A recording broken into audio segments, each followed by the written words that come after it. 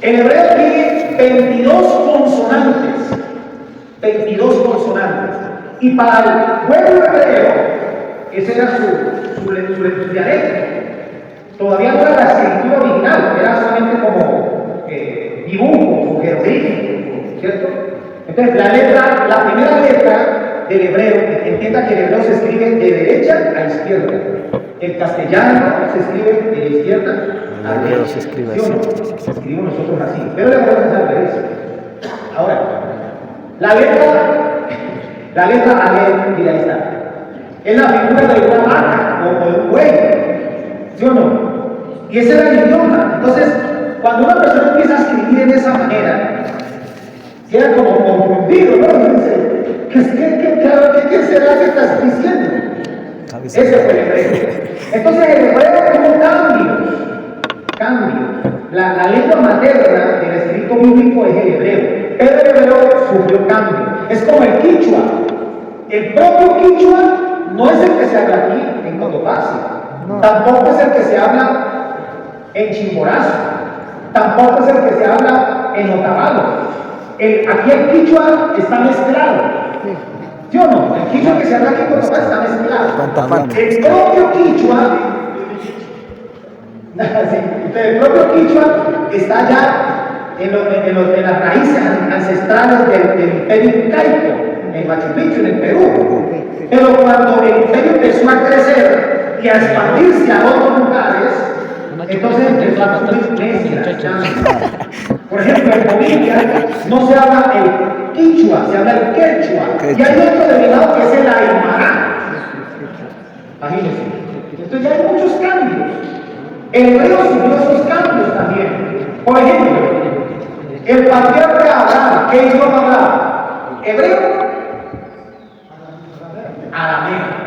¿Sabe por qué? Porque Abraham venía de tierra de Caldea, de Babilonia, ¿sí?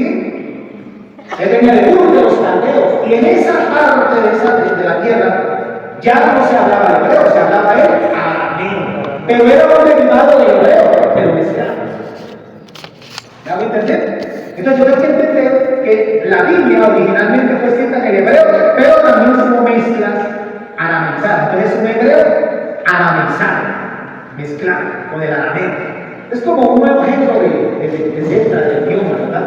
Miren el arameo. Vean el arameo. Este es el arameo. Más jodido. Es una mezcla del hebreo con el arameo. Es arameo. Hebreo con el arameo. ¿Listo? Ahora mire usted que estos textos carecían de vocales, de lenguaje vocálico. ¿Sí? Por ejemplo, nosotros tenemos las consonantes, pero las mezclamos con las vocales.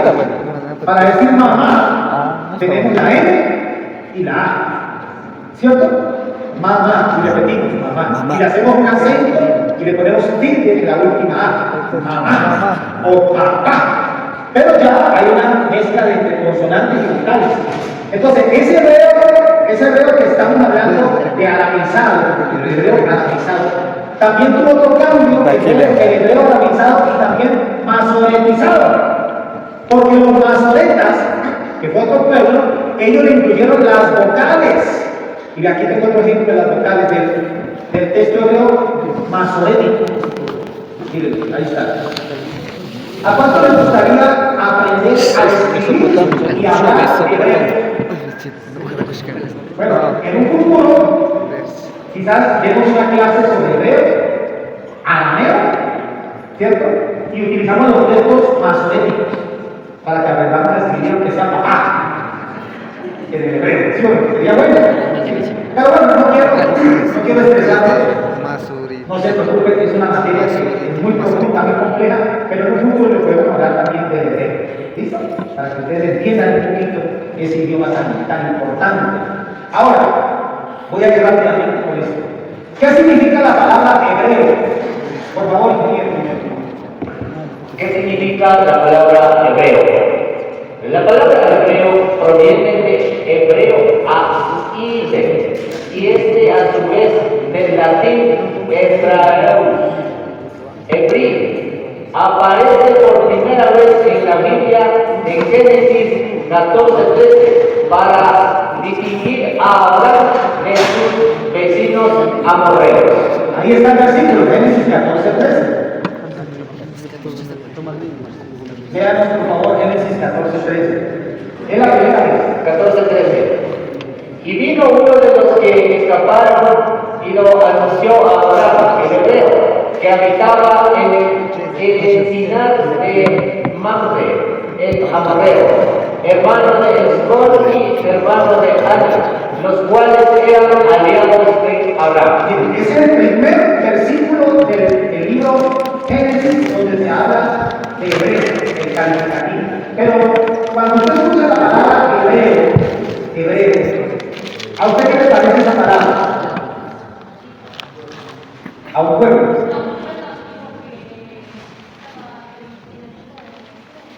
A un pueblo muy antiguo. Entonces suena la palabra como bonito, ¿cierto? Bonito. Pero resulta que originalmente esa palabra no suena tan bonito. ¿Sabe qué significa esa palabra originalmente? Es una palabra despectiva. Es una palabra negativa. Eso es como cuando a mí mi esposa me dice, negro. Y a mí me dice negro. Claro, mi esposa es amarilla blanca. Y a mí yo al lado de ella pues me veo como un lunar. Porque yo estoy negrito. Pero ella me dice de cariño. Pero hay personas que dicen, esos negros de la costa. Eso ya suena feo. ¿Cierto? La misma palabra ya no es lo mismo. Y resulta que la palabra hebreo viene de un término muy antiguo que se llama Ebril.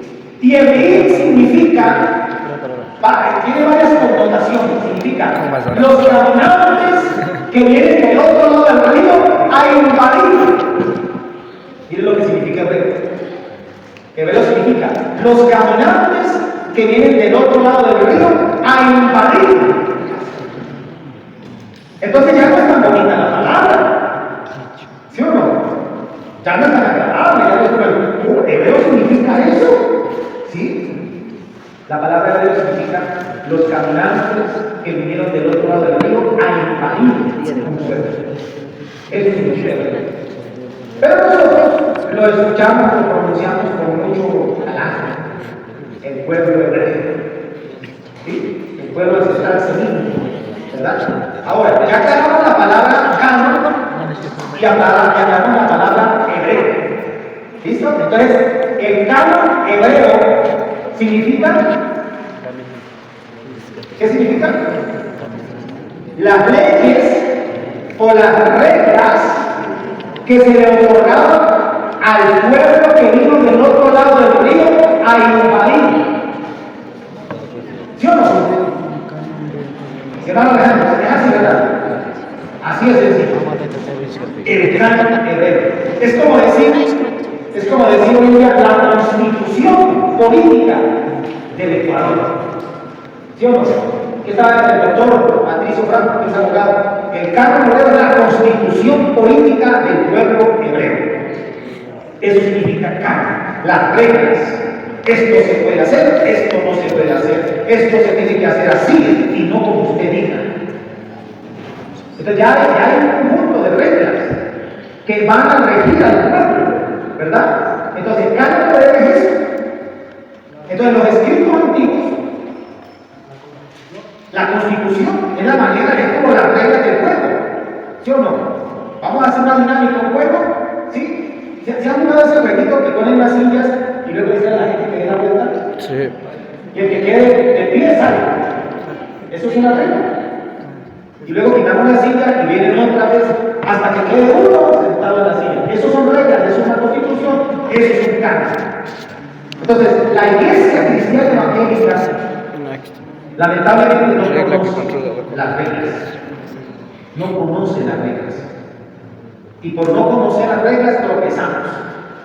Libro del profeta Oseas 4:6 dice: mi pueblo perece por falta de conocimiento. ¿Por qué tropieza? ¿Por qué cae? ¿Por qué falla el cristiano? Por no conocer la palabra. ¿Sí o no? Por no conocer la regla. Y eso le pasó al pueblo. ¿Sí? Vamos adelante. Muy bien. ¿Qué significa eso? ¿Qué dice ahí? Tanakh. Tanakh. Tanakh. Tanakh. ¿Qué significa Tanakh? ¿Alguien puede saber qué significa Tanakh? No, ¿cierto? Muy bien. Yo creo que aquí todos estamos aprendiendo, hasta yo también. ¿Sí o no? Tanakh. ¿Qué significa Tanakh? Aquí, ingeniero, ¿puede darnos esa lectura? ¿Qué significa Tanakh? Ahí.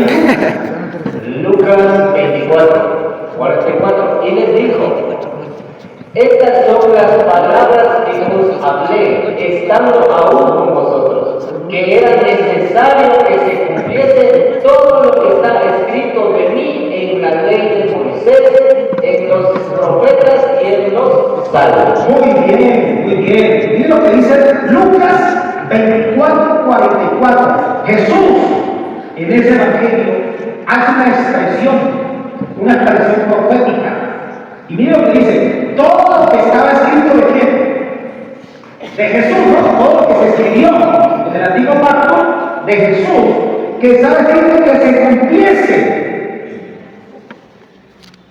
Todo el Antiguo Testamento es una profecía. ¿Y cuándo se cumplió esa profecía? En la primera venida de Jesús. ¿Sí o no? Jesús es la evidencia palpable, real, del cumplimiento de la profecía del Antiguo Testamento. Y eso lo decían los escritos antiguos. Pero él le dice así: ¿en cuáles libros? ¿En cuáles libros? Dice: en la ley de Moisés, en los profetas y en los salmos. Esta versión Reina Valera del 60, que es la que más utilizamos ahora nosotros, dice los salmos, pero el texto original no dice salmos, dice escritos. Escritos. Ahora, ¿el Tanakh qué significa? Ahora sí le voy a poner dinero. Hágame ese acróstico. ¿Cuál es el canon hebraico antiguo? Los libros del canon hebraico se encuentran en el Tanakh, que está compuesto por tres partes: la Torá, los Nevi'im, los Ketuvim. Muy bien, entonces la palabra Tanakh, como ya la vimos, Tanakh, es una palabra compuesta de tres sílabas.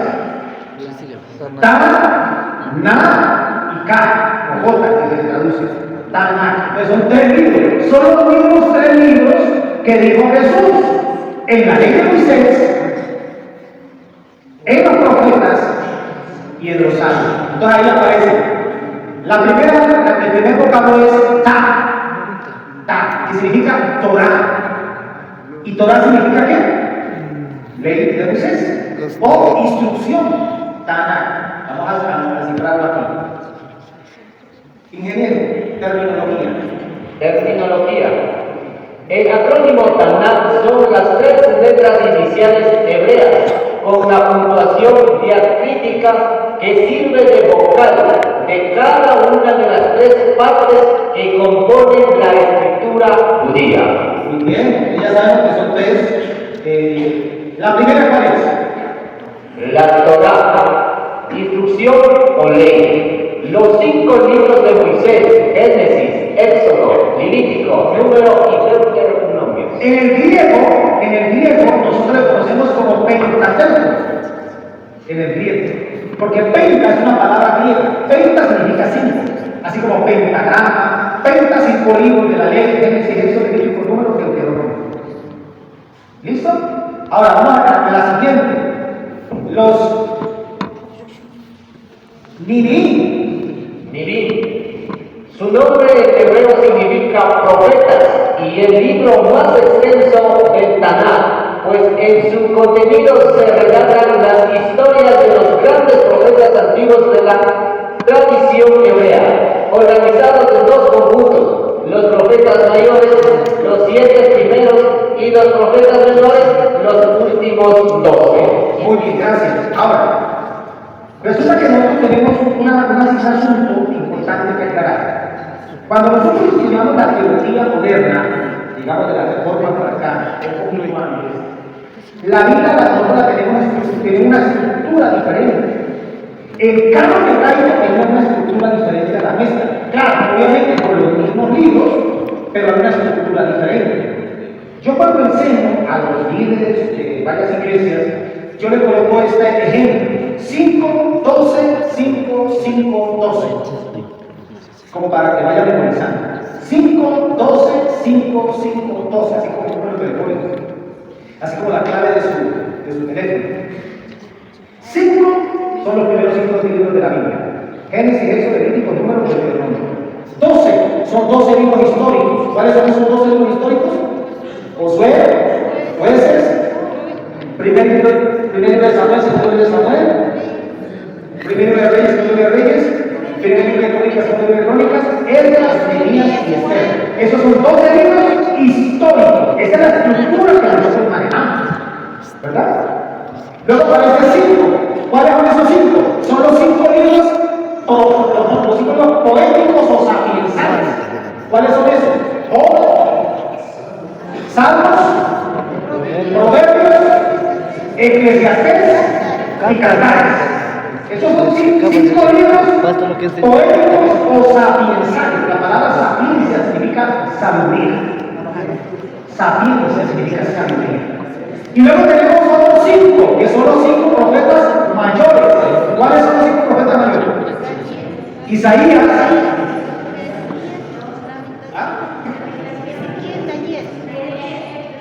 Bueno, yo les voy a pedir un favor. Para que no se estresen mucho tomando nota y todo eso, yo tengo un material de eso. Por ejemplo, este material en resumen, yo lo voy a dejar.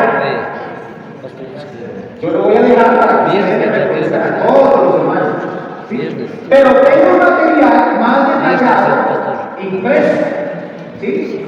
Para las personas que les gusta seguir estudiando, porque hay gente que les gusta coger las copias y luego las guarda y nunca las ve.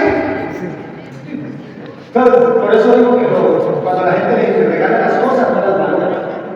Entonces yo tengo un material que voy a hacer llegar al pastor Gustavo, impreso, donde está detalladamente todo esto resumen, porque son ya diapositivas expositivas, pero tengo el material. Les pone el pastor Gustavo Negrete a las personas que estén interesadas en tener este material de lo que estoy hablando aquí, todos los detalles, ¿sí? Lo pueden solicitar con el pastor Gustavo Negrete, ¿sí? Son unas copias, un material impreso para los que quieran aprender y seguir estudiando. ¿Listo?